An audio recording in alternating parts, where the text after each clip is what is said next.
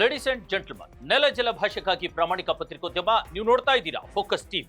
ಪ್ರತಿದಿನದ ಪ್ರಚಲಿತ ವಿದ್ಯಮಾನಗಳ ಕುರಿತಂತೆ ಅದರ ಒಳಹೊರಗಿನ ಒಳನೋಟಗಳನ್ನ ನಿಮ್ಮೆದುರು ತೆರೆದಿಡುವ ವಿಶೇಷ ಕಾರ್ಯಕ್ರಮವೇ ಎಕ್ಸ್ಪ್ಲೈನರ್. ನಾನು ಹಬೀಬ್ ದಂಡಿ.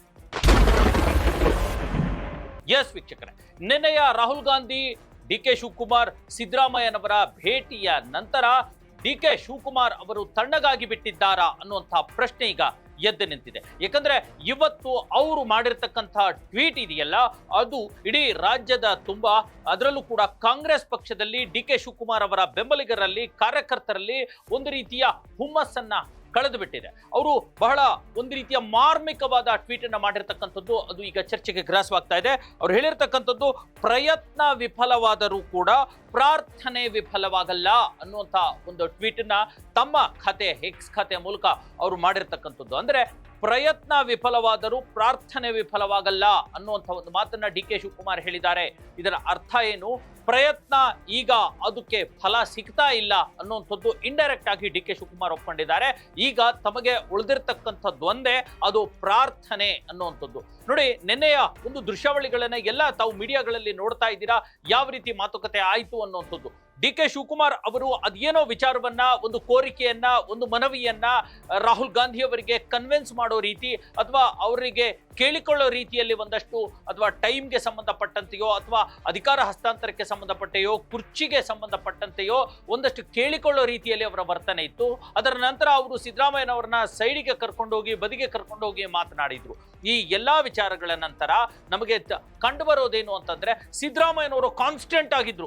ನೋಡಿ, ನಿನ್ನೆ ಡಿ ಕೆ ಶಿವಕುಮಾರ್ ಮತ್ತು ಸಿದ್ದರಾಮಯ್ಯನವರ ಇಬ್ಬರು ನಾಯಕರ ಗೆಸ್ಚರ್ಸ್ಗಳನ್ನ, ಹಾವಭಾವಗಳನ್ನ ನಾವು ನೋಡಿದ್ರೆ ನಮಗೆ ಒಂದು ವಿಚಾರ ಗೊತ್ತಾಗುತ್ತೆ. ಡಿ ಕೆ ಶಿವಕುಮಾರ್ ಅವರು ಕನ್ವಿನ್ಸ್ ಆಗಿದ್ರು, ರಿಕ್ವೆಸ್ಟ್ ಮಾಡ್ತಾ ಇದ್ರು ಡಿ ಕೆ ರಾಹುಲ್ ಗಾಂಧಿ ಎದುರು, ಅದೇನೋ ವಿಚಾರವನ್ನ ಅವ್ರು ಹೇಳ್ಕೊಳ್ಳಿಕ್ಕೆ ಹೊರಟಿದ್ರು ಅನ್ನೋಂಥದ್ದು. ಆದ್ರೆ ಸಿದ್ದರಾಮಯ್ಯನವರು ಕನ್ಸಿಸ್ಟೆಂಟ್ ಆಗಿದ್ರು, ಕಾನ್ಸ್ಟೆಂಟ್ ಆಗಿದ್ರು, ಮತ್ತು ತುಂಬಾ ಗಂಭೀರವಾದನರಾಗಿ ಅವರು ನಿಂತಿದ್ರು. ಆ ತರದ ಬೇಡಿಕೆನೋ ಅಥವಾ ಇನ್ನೊಂದರ ಮನವಿ ತರದ್ದು ಸಿದ್ದರಾಮಯ್ಯನವರ ವ್ಯಕ್ತಿತ್ವದಲ್ಲಿ ನಮಗೆ, ಅವರ ಹಾವಭಾವಗಳಲ್ಲಿ ಕಂಡು ಬರಲಿಲ್ಲ. ಇದರ ಅರ್ಥ, ಜೊತೆಗೆ ರಾಹುಲ್ ಗಾಂಧಿ ಕೂಡ ಡಿ ಕೆ ಶಿವಕುಮಾರ್ ಅವರಿಗೆ ಹೆಚ್ಚು ಮಾತನಾಡದೆ, ಓಕೆ ಕಮ್ ಟು ಡೆಲ್ಲಿ ಅನ್ನುವಂಥ ಒಂದು ಮಾತನ್ನ ಹೇಳಿದ್ದಾರೆ, ದೆಹಲಿಗೆ ಬನ್ನಿ ಮಾತಾಡೋಣ ಅನ್ನುವಂಥ ಒಂದು ಮಾತನ್ನ ಹೇಳಿದ್ದಾರೆ ಅನ್ನುವಂಥದ್ದು ಅಲ್ವಾ.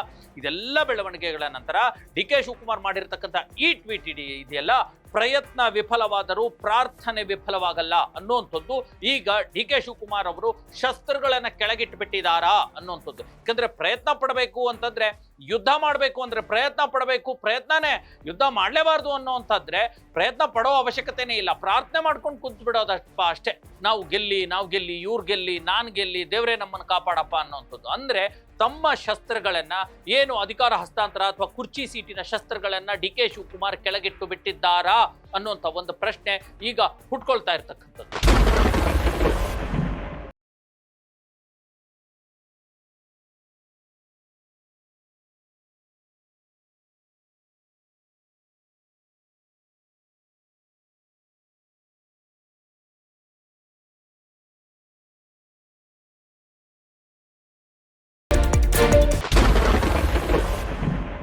ಎಸ್ ವೀಕ್ಷಕರೇ, ಇದಷ್ಟೇ ಅಲ್ಲದೆ ಈಗ ಇದೇ ತಿಂಗಳ 16ರಂದು ಪಂಚರಾಜ್ಯಗಳ ಚುನಾವಣೆಯ ಕುರಿತಂತೆ ದೆಹಲಿಯಲ್ಲಿ ಕಾಂಗ್ರೆಸ್ ಹೈಕಮಾಂಡ್ ಮಟ್ಟದಲ್ಲಿ ದೊಡ್ಡ ಮಟ್ಟದ ಮೀಟಿಂಗ್ ನಡೆಯಲಿದೆ.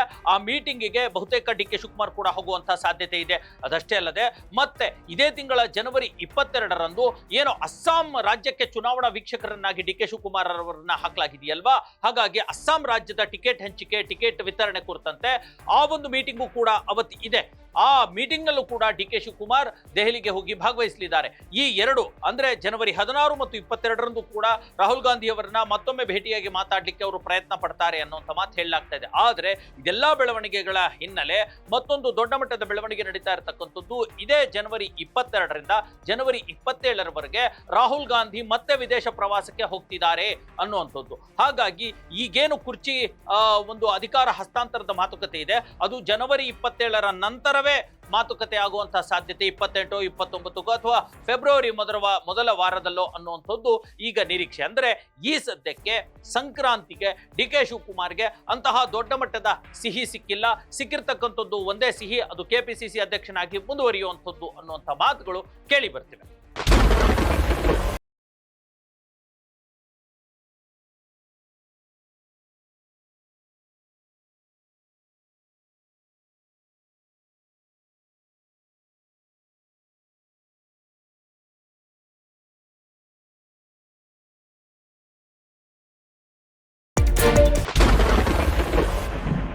ಎಸ್ ವೀಕ್ಷಕರೇ, ಇಡೀ ಪ್ರಕರಣವನ್ನ ಇಡೀ ಬೆಳವಣಿಗೆಯನ್ನ ಗಮನಿಸಿದ್ರೆ ಎಲ್ಲೋ ಡಿ.ಕೆ. ಶಿವಕುಮಾರ್ ಅವರಿಗೆ ಕುರ್ಚಿಯ ಆಸೆ ಬಹುದೂರವೇ ಹೋಗಿದೆ ಅಂತ ಅನ್ನಿಸ್ತಾ ಇದೆ.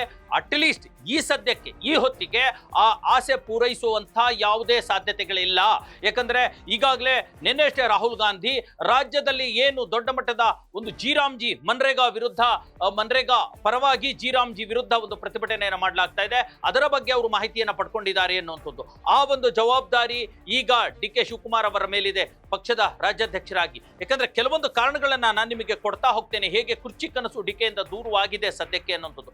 ಒಂದು ಜಿ ವಿರುದ್ಧದ ಪ್ರತಿಭಟನೆ, ಎರಡನೇದು ಅಸ್ಸಾಂ ಚುನಾವಣೆಯ ಉಸ್ತುವಾರಿಯನ್ನ ಅಥವಾ ಅಲ್ಲಿರ್ತಕ್ಕಂಥ ಚುನಾವಣಾ ವೀಕ್ಷಣೆಯನ್ನ ಮಾಡುವಂಥದ್ದು, ನಾಲ್ಕನೇದು ಇಲ್ಲಿ GBA ಚುನಾವಣೆ ಕೂಡ ಬಂದಿರತಕ್ಕಂಥದ್ದು, ಮತ್ತು ಒಂದು ಏನು ಬೈ ಎಲೆಕ್ಷನ್ ಇದೆ, ಸ್ಥಳೀಯ ಸಂಸ್ಥೆ ಚುನಾವಣೆಗಳಿದೆ, ಹಾಗಾಗಿ ವಿಧಾನ ಪರಿಷತ್ತಿಗೆ ಪದವೀಧರ ಕ್ಷೇತ್ರದ ಚುನಾವಣೆಗಳಿದೆ.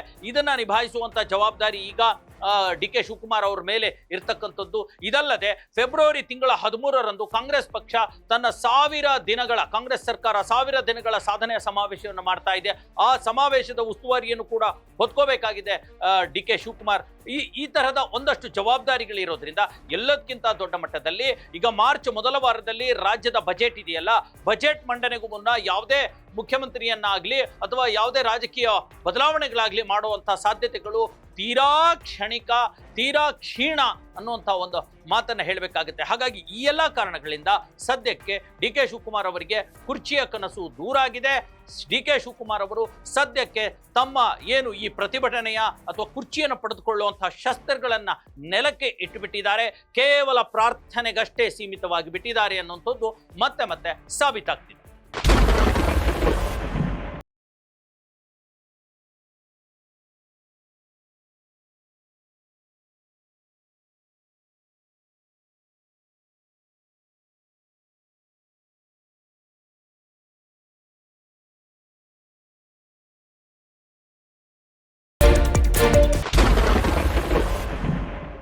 ಎಸ್ ವೀಕ್ಷಕರೇ, ಇದಾಗಿತ್ತು ಇವತ್ತಿನ ಎಕ್ಸ್ಪ್ಲೇನರ್. ಮುಂದಿನ ಮತ್ತೊಂದು ವಿಚಾರದೊಂದಿಗೆ ನಿಮ್ಮ ಮುಂದೆ ಬರ್ತೀನಿ. ಅಲ್ಲಿವರೆಗೂ ನೋಡ್ತಾ ಇರಿ ನೆಲ ಜಲ ಭಾಷೆಗಾಗಿ ಪ್ರಾಮಾಣಿಕ ಪತ್ರಿಕೋದ್ಯಮ, ನಿಮ್ಮ ಫೋಕಸ್ ಟಿವಿ.